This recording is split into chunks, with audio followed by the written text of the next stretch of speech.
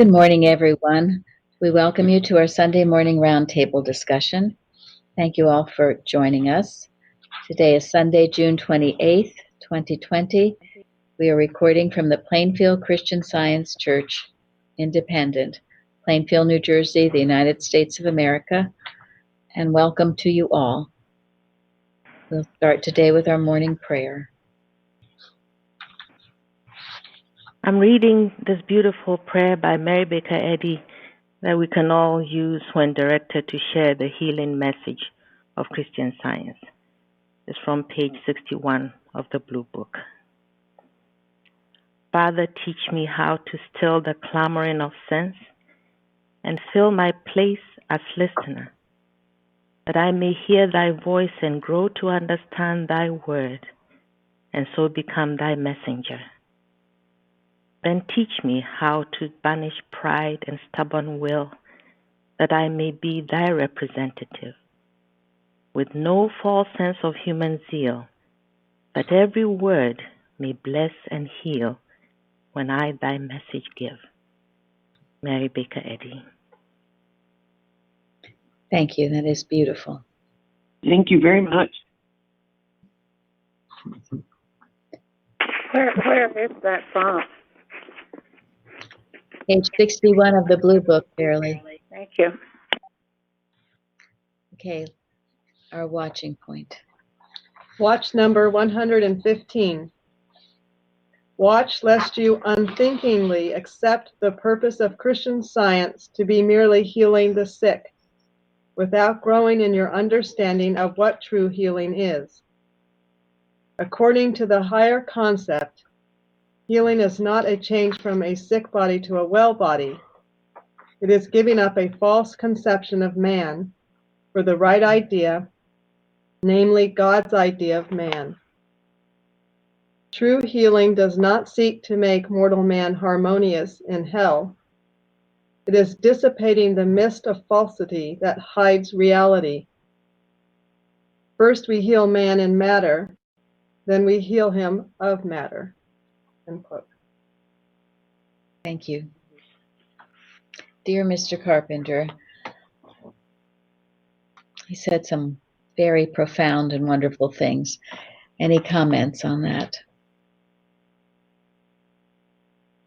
And he learned it all when he lived with Mrs. Eddy's house for 1 year. And when his year was over, she told him she was very sad to see him go. And that's why he was such a good and strong support. And he got it. He was taught directly by her, and think of all the books that he's written that were wonderful. I mean, we thank him for Watch's Prayers and Arguments, 500 Watching Points, Precepts, Spiritual Footsteps. It's very prolific. So any comments on the watching point? Yeah, profound, wonderful. Go ahead, Can you Florence. hear me? We'll let Florence go first. Okay, yes. No, I just said, yes, profound and wonderful. Yes. Okay, who's the other? Was that Karen? Okay, Karen. Yeah, the whole, again, since coming to this church, I felt I was always healing a body, but the whole sense of what I've been learning is that to know that we're not material, so there's no material body that needs healing, and that's been a huge change for me. And so I've just been knowing more this week that there is no matter, and that's really the highest, that we're spiritual, and to just try to heal a body all the time or a material situation is not really true healing. It's knowing that we're spiritual completely. Well, as we understand more and more, yes, of there are not two of us, a mortal and an immortal, but just the spiritual, just the immortal. As you get to know God more and more, understand him more, the false beliefs just fall away. And this is not an overnight understanding, is it? No. Yeah.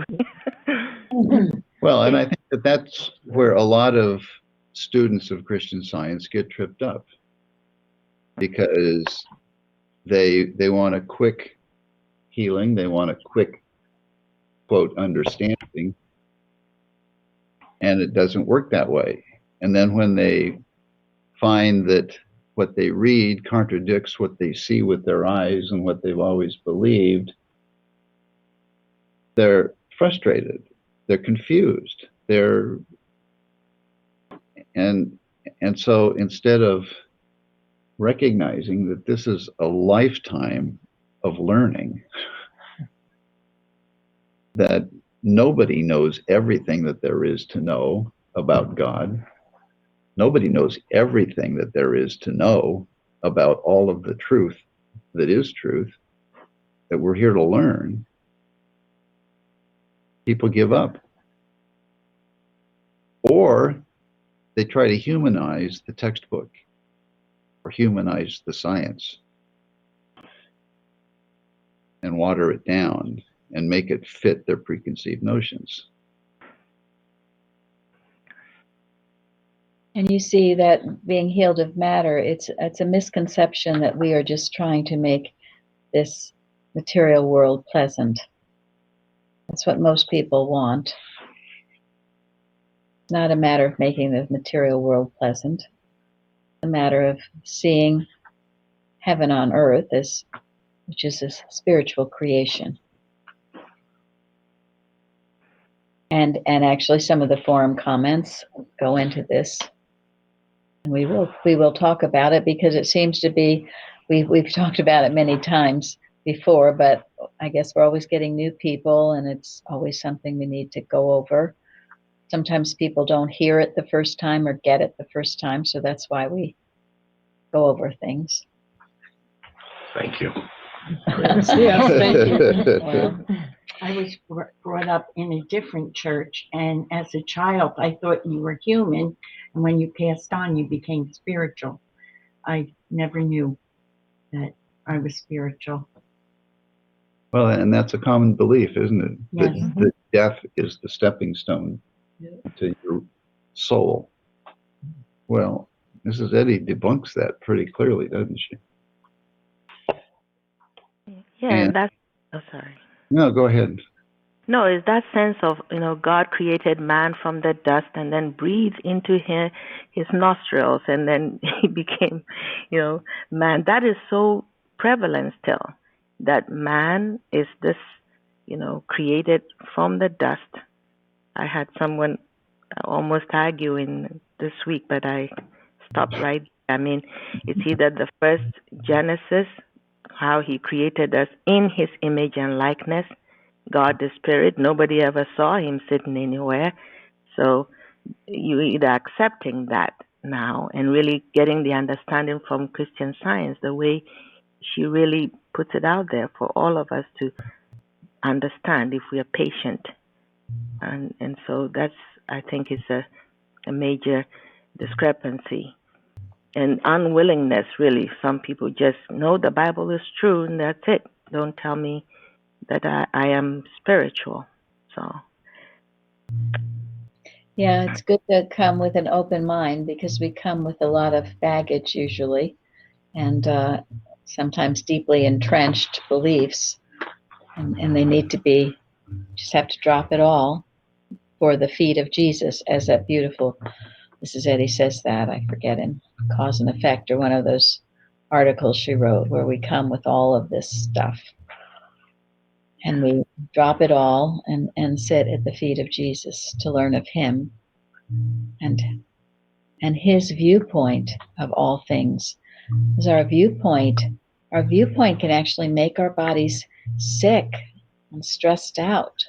When we see the world materially, my goodness, everything is just a horrible mess. This is why we put it all into the Adam dream. It's the Adam dream.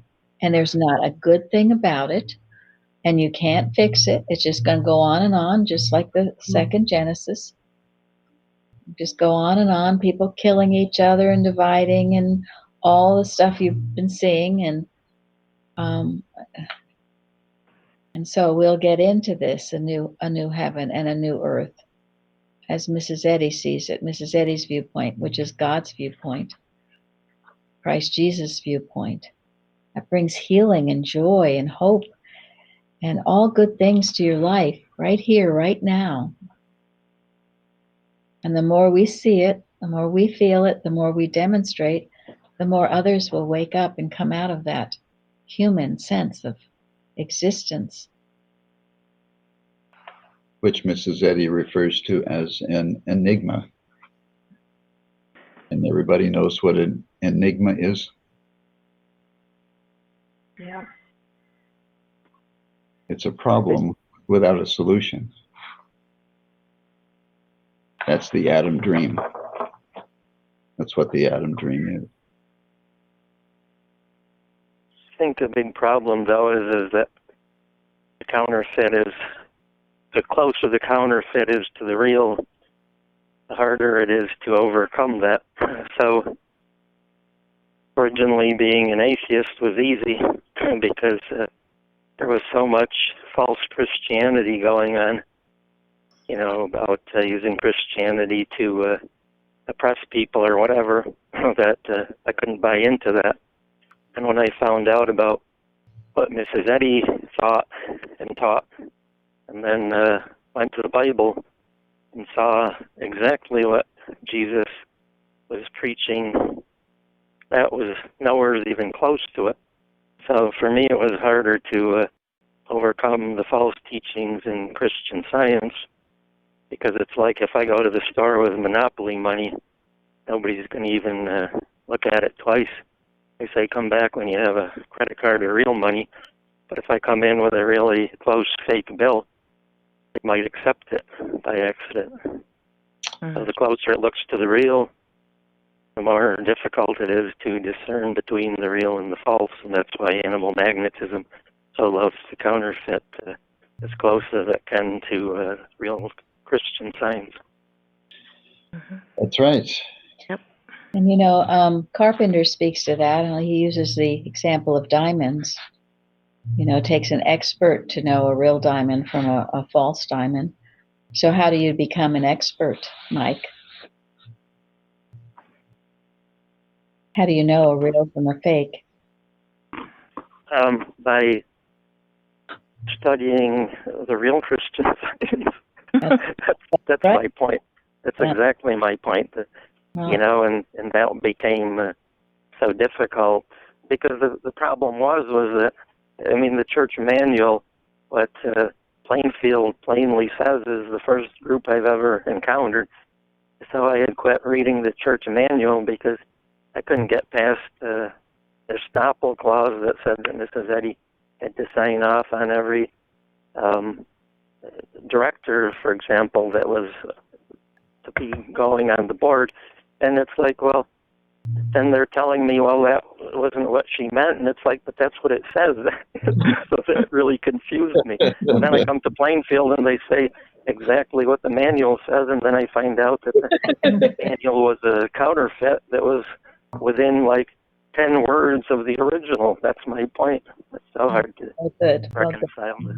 Yes, that's right. So you only can tell the counterfeit by knowing the real thing, and then the counterfeit sticks out like a sore thumb. Doesn't matter how much it might try to resemble it, you'll know it, and you can certainly know it through your spiritual sense. You'll all your red flags will go off. So, but that is such a wonderful point, and Plainfield is the first time I was told that I have spiritual sense. So it never occurred to me to develop that because I didn't know it existed. Literally, I didn't know, even though now I can look back and say, well, yeah, I had it and I'd always override it, but that's because I didn't know what it was. So that's the whole point you're making is 100% correct. When you come to a place that teaches you the fine points of, these things, then it becomes easier and easier over years of time.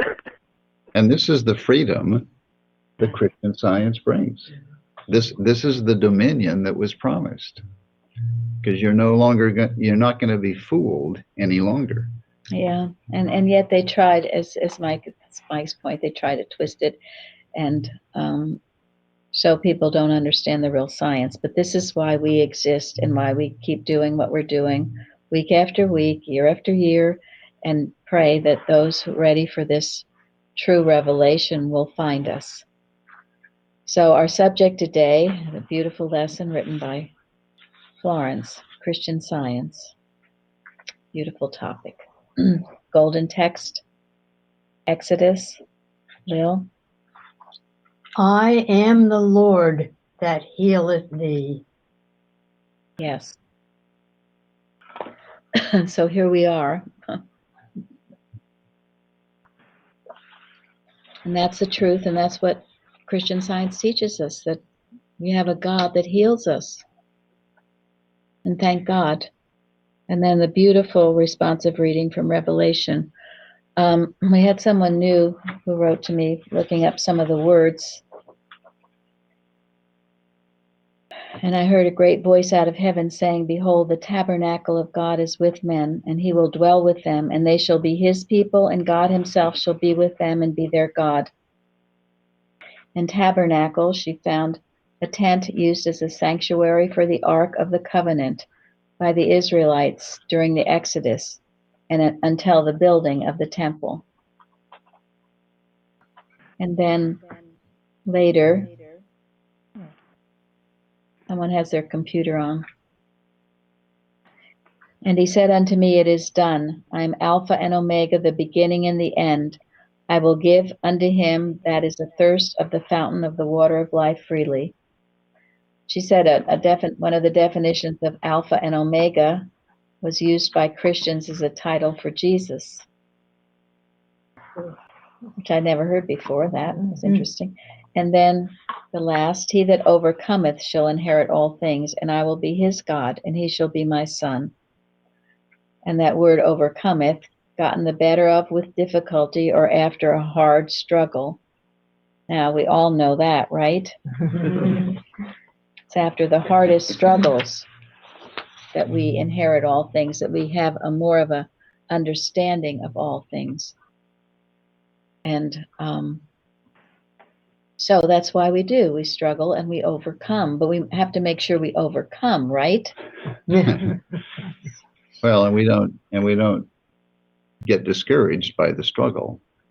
That's another important thing. We should. Well, when you know the prize, I mean, you know what you're gaining, then we don't murmur so much. It's too mighty, so great, it's so permanent when we gain it, I should say. Yeah. Yes. Yes, it becomes yours. You've earned it. It's yours. You can't be deceived by the counterfeit. One of the things I was grateful for coming to this church and along the way is that it was spoken of that the opposition will come up and to be ready for it, and that doesn't mean that you're doing it wrong or that you are bad in any way. So I'm very grateful. Oh, it usually means you're doing it right. And make progress. So it's like a test. It's say, oh, okay, you're saying all this stuff. Now prove it. And so instead of saying, oh my gosh, I don't want to prove it, or what's going on, no, prove it. And then you'll grow up, you'll grow past it even higher. And overcoming, inheriting all things, finding out you are the son or the daughter of the king, and your inheritance is all good. You're giving up the earth weights, the belief that you're born into matter and you'll die out of it, and everything in between is a mess. Because that's what the Adam dream is. Now, it's interesting. We had someone, I think, she's fairly new, not entirely new, but she had found an article and about Kimball. Now, this is something Mrs. Evans taught us. We've all been taught here. that there are these two schools of thought. One is called the Chicago School or the Kimball School, and does anyone know what that is?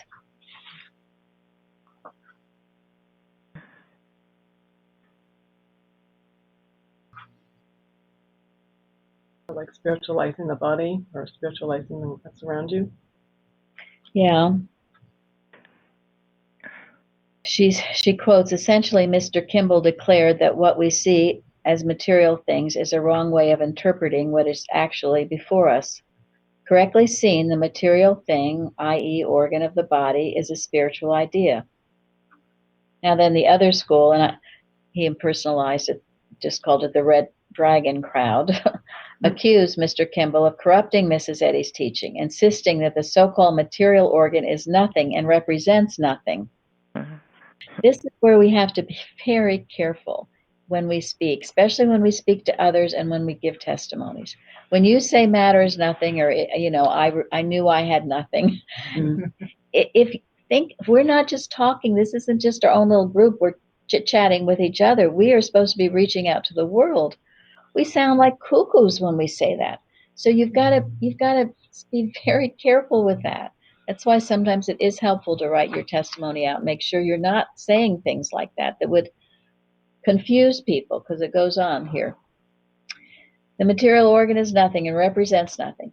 This explains why very often Christian scientists are the most confused people on earth. Here we go. The material universe is nothing and represents nothing, while spirit is everything, but we seemingly have to live in the material. This has led in practice to a dualism that is fatal to the practice of Christian Science, and we have the red dragon or unhandled animal magnetism to thank for it. So, and then she writes, Susan, in the lesson this week we are given John's accounting for his experience, the new heaven and the new earth, which to me corresponds with this idea.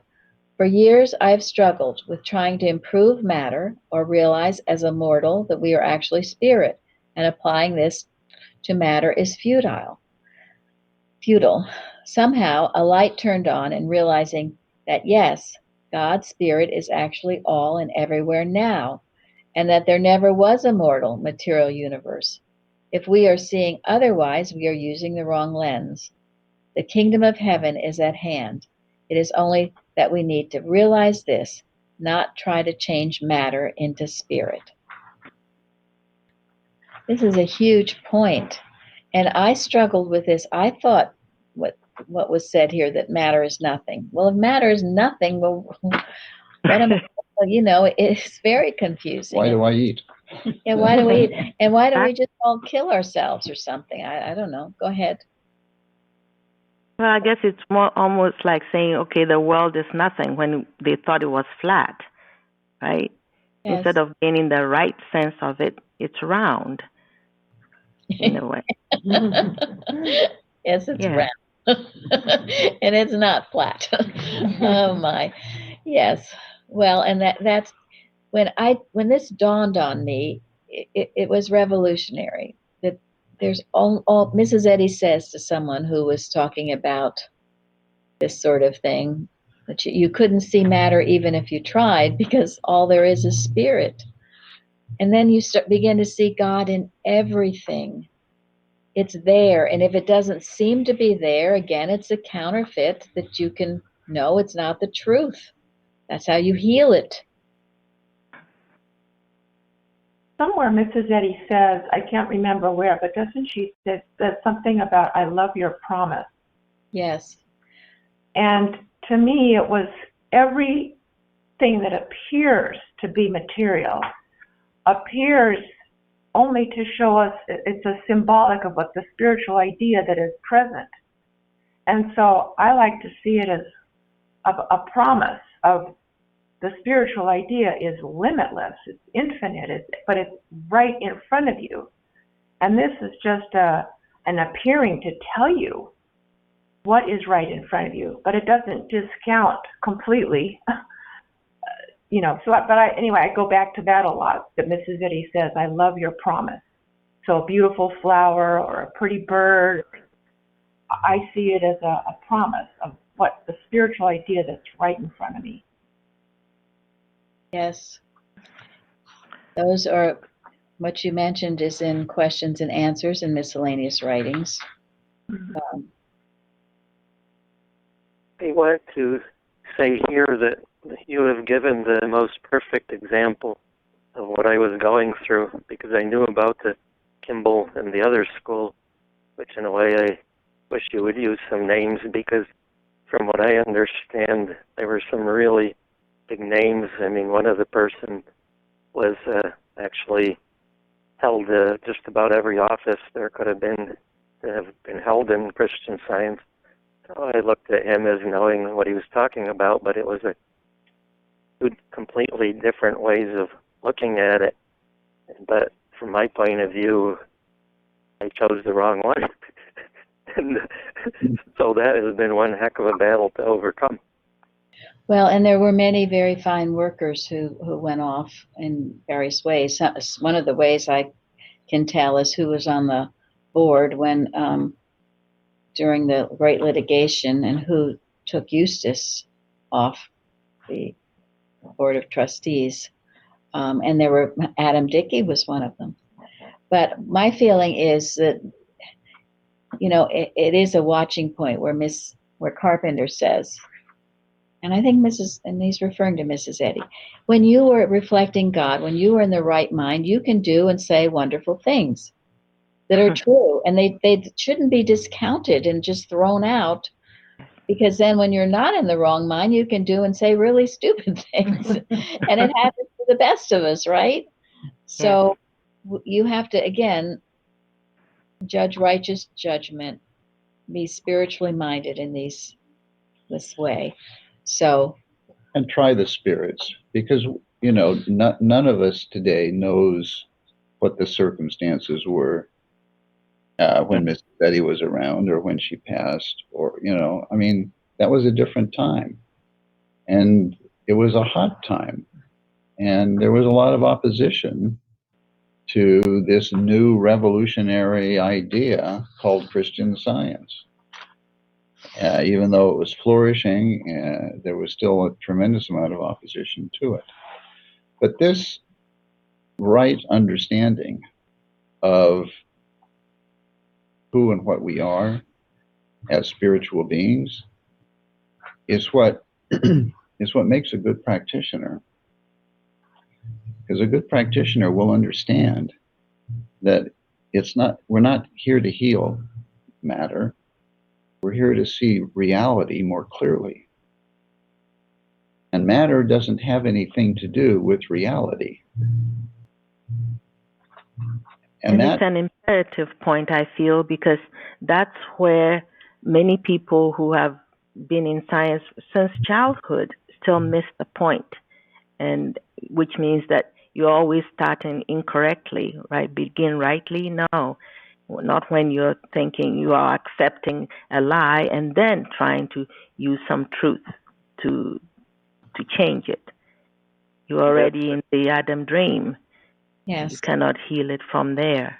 So I think it's a great point. I'm so glad that Susan brought that up there. It is a great point, and it is one that I had struggled with, as I said, for years.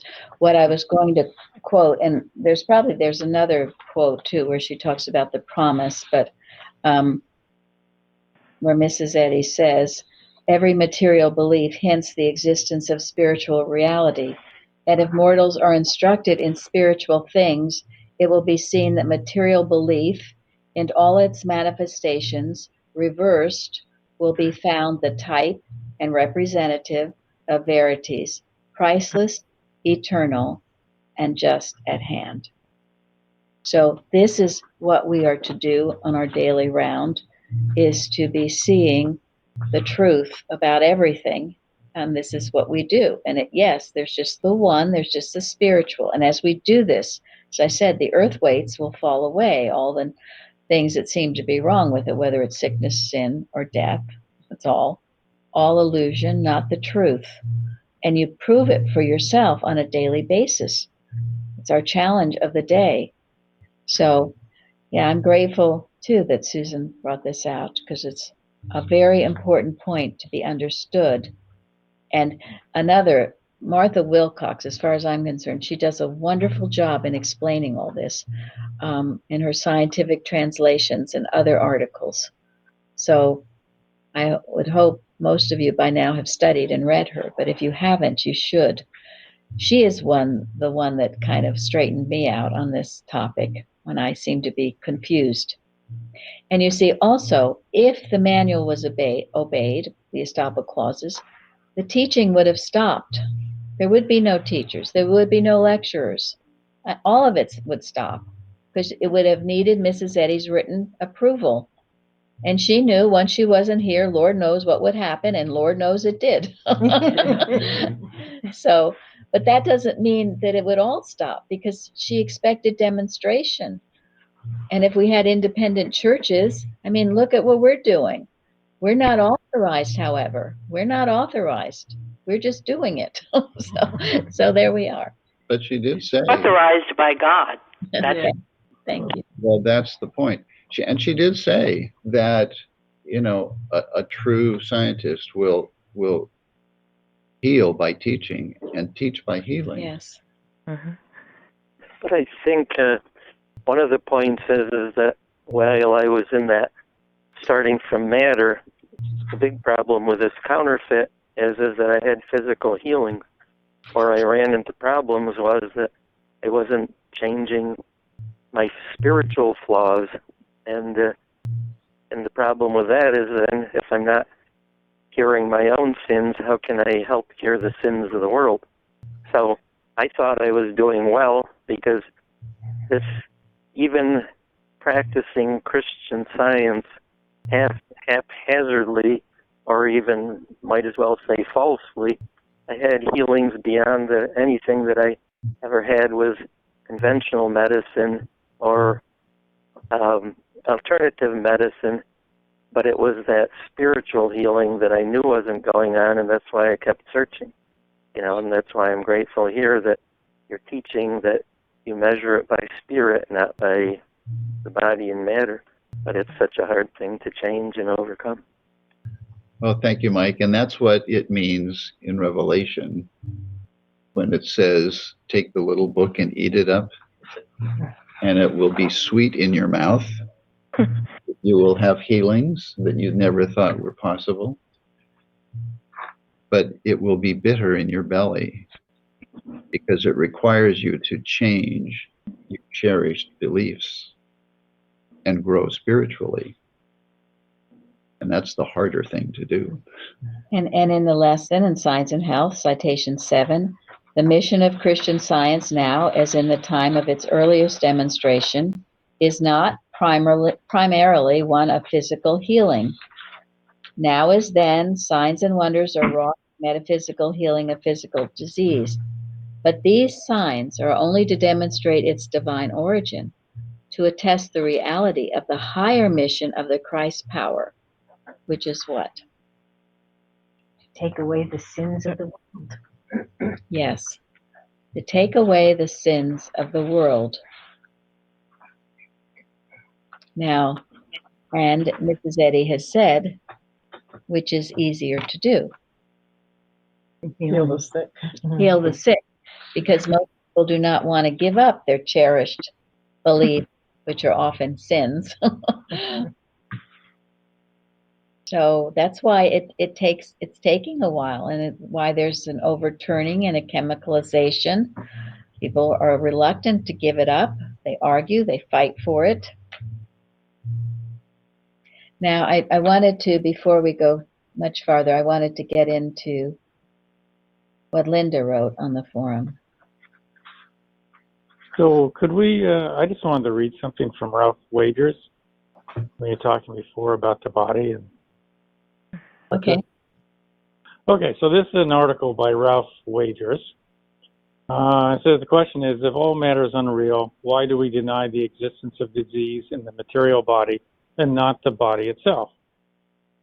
Among many interesting points brought out by Mrs. Eddy, page 218 of Science and Health, neither the Old nor the New Testament furnishes reasons or examples for the destruction of the human body. but for its restoration to life and health as a scientific proof of God with us. Thank you. That's good. Maybe you can send that to us. It's a good explanation. Yes. I mean, otherwise, it was what I was saying. Well, if all of this is unreal, let's just blow it all up. Let's, so that made no sense. And it was very, very disturbing to be in that state of thought. That's why a lot of times you can tell if you're on the right path or not by how you feel. I knew instinctively somehow I was getting things wrong, but it took a lot of training and classes here to get my thought unsnarled, so to speak. So thank you very much, Thomas. Sure. And if suicide was the right answer, God wouldn't have stopped me from doing it. Well, that's it. Here, That's so. right. We instinctively know to blow ourselves up isn't the right answer. So what is the right answer? It's a translation of the truth. And Mrs. Eddy over and over in Science and Health and in prose work she talks about, as we've talked about, the tireless worm, the great rock, the flowers are hieroglyphs. She translates them into spiritual ideas, which is what they are and what they will always be and what they've always been. Okay, Linda. I was responding to Parthen's post, which was really beautiful. And he was referring to Christianity, the attack on Christianity, but that Christian Science is standing in the gap. But I loved his line, said, no matter how wide the gap may grow, the mighty wings of the angel of Christian Science are wide enough, broad enough, high enough, enduring enough to fill it.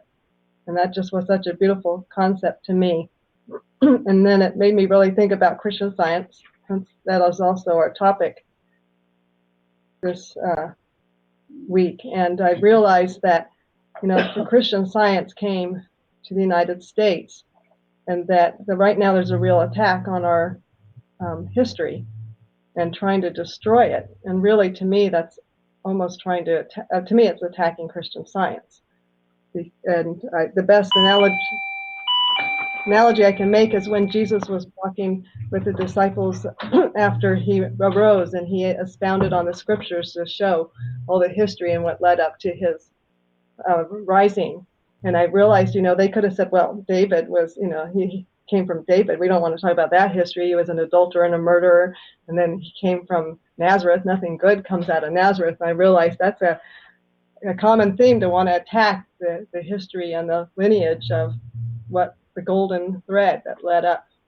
And so it made me really appreciate the history more and the purpose of it. I mean, I think sometimes it gets caught up that people think you're talking about a nation and you're proud of your nation, but what we're really talking about is the qualities of thought that led up to the birth. And it's so important that we understand and keep all these connections that surrounded to the Christian Science and Mrs. Eddy discovering, because Christian Science is it. It's the second coming.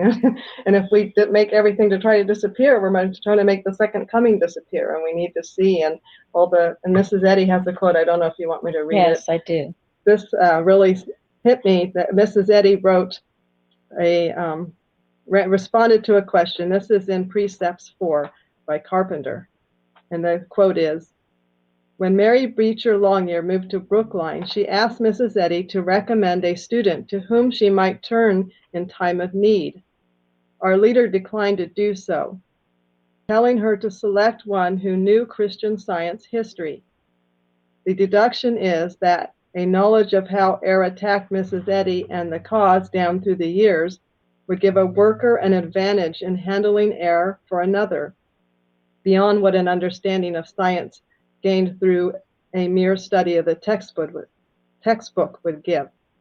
He would learn the more subtle modes of error's activities and be aware of its claims, as it had been apparently successful for a time, dogging Mrs. Eddy's footsteps until she was able to see its nothingness. End quote. Thank you. I mean, there's an example of history. Now, we've told only the true is our spiritual history, and that's true of everyone everywhere. And I have thought about this golden thread that's gone through all history, and it's the enlightened thought. and the progress that mankind has made out of this Adam dream. And yes, there's been the good, bad, and the ugly, but there's also been a tremendous amount of good. And to have that viewpoint is so important, to see the good. Just that was a good example of David. What if all we thought about King David, oh, well, he's adultery, he's this, he's that, we'll just throw him out. And you're throwing out all the good that he did, all the tremendous stories, the things we've learned. Well, this is true about everybody and everything for the most part. And so this idea that we're just going to, well, there's something very wicked behind it. And some people have talked about, well, idolizing. Well, being grateful for something and idolizing are two very different things. That's partly what they accused people. I thought they idolized Mrs. Eddy. Therefore, we burn down Pleasant View and blow up the Bow Marker. And what else are we going to do? So, just get rid of her, because heaven forbid anybody idolize her. Well, that's foolish thought. That's the human mind in full bloom. And yes, this golden thread, I mean, more recently, certainly it's been in America because we are a more recent country, but it's been true in Europe. I mean, the Gutenberg press, right? They translated the Bible into English, all the good. There's been a huge amount of this golden thread. And we must look at that golden thread and glorify the golden thread. And then we'll have more of the golden thread. And be grateful for those who went before us, who sacrificed so much to give us what we have now. And if we don't, and throw stones at them and accuse them and remember past sins, well, life is going to look really, really dreary. And you will feel like shooting yourself in the head. Honestly, and I mean that. I mean it. It's true. It's a very negative human viewpoint. Yeah, it'll be like the Dark Ages. Yeah. Right. And there's a reason why Mrs. Eddy said to cling steadfastly to the enduring, the good, and the true. Because that's what you cling steadfastly to in your thought is what you bring out in your experience. And if you're going to cling steadfastly to the mistakes and the evils that you supposedly find in everybody, well, and guess in what and in your history, well, guess what you're going to experience personally. You'll see more of that, and you will not bring heaven on earth. It's impossible. You're just going to bring more of the same. So, I mean, in our history, and what they said too, our history, we were taught here how to handle animal magnetism through what we suffered. And we did come up against the red dragon. Now, I could sit here and tell you all the horrible times we've had, and to some degree, I guess I have. But why would I? Instead, I magnify all the good that we learned and the tremendous amount of science that we learned, because that's the truth. That's the spiritual history, and that's what I want to retain. And the rest, I let go of. That's giving the past to God. But to take someone like George Washington, who I have researched thoroughly, and to do what they did to his statue is an abomination, and nothing less. And it either shows the ignorance or the maliciousness of whoever was behind what happened. It has to be malicious. So, and I could go on. I'll just leave that one example. So we're almost at the end, Mike, so I have a lot more to cover. What if you could be? Well, I just wanted to say that you tell us about the bad times, but you contrast it how you overcame it, and that's the part that we need to know. We don't need to rewrite history, we need to correct it. Because, for example, why is there monuments to Jefferson Davis? I agree with you on George Washington, but Jefferson Davis, his brother, actually gave his property to his black slaves, or whatever you want to call it. Then Jefferson Davis, after his brother died, went and stole the land from the rightful owners who it was bequeathed to. So why do we have monuments to that? Well, I agree, but the thing is, where are you going to draw the limit? Originally, I say, oh yeah, that's right, with some, and we shouldn't. Probably we shouldn't. But then, where do you draw the line? Because now everybody did this, and nobody's great. And so, I mean, I agree with that in my heart. I do. I think it was, I can't imagine living And in like Jesus said, he who was without sin, let him cast the first Right, stone. that's right. It And just look goes inside. on and on and on. It was done. I don't think maybe the reasoning, I read the reasoning they did it. They were trying to appease the South in some way. It was human reasoning. I don't necessarily agree with it, but then they did that. So then you go on and on to other statutes. But anyway, it's such a hot topic right now. I have a hard time not talking about it. Even though I've been told to zip my lip. I tell myself to zip my lip. I get into trouble. So, but what I wanted to go into now is and fortunately we don't have too much time, but it's what Florence wrote, which was so important on the story of Nahum. Florence, and I want you to read that again. Yeah, I think it's a important message not to miss because it applies to all of us.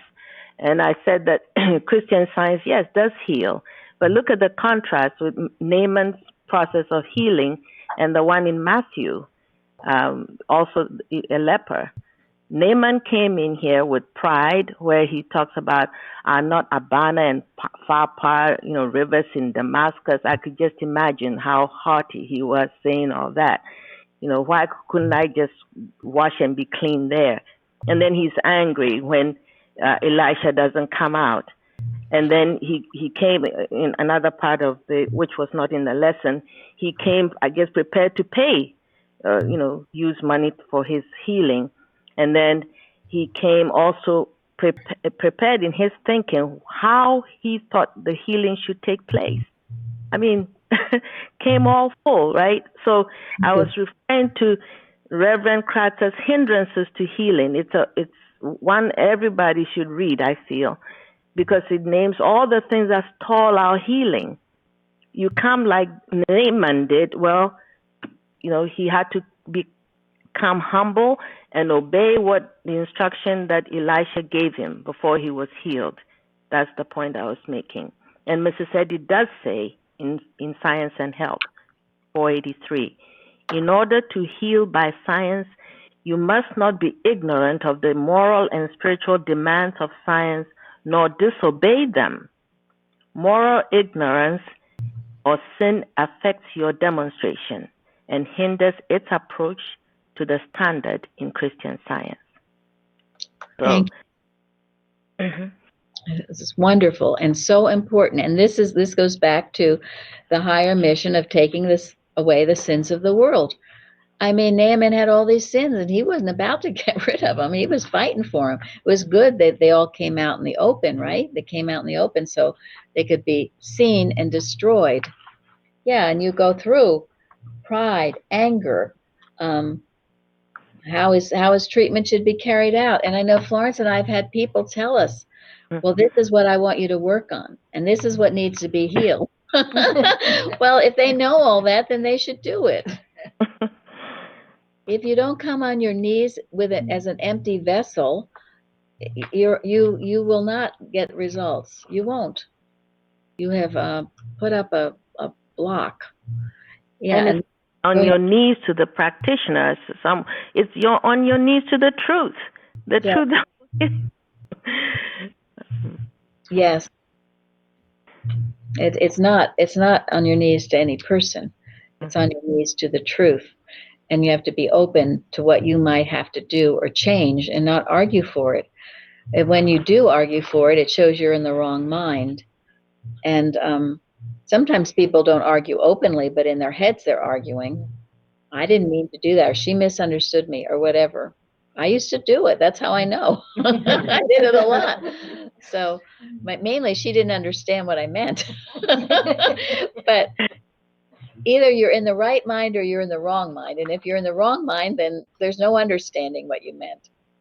So the point is to get out of that human sense of things. And this is the change of base that Mrs. Eddy writes is required. It's not an option, it's required. But what a freedom that change is, if you're willing to make it.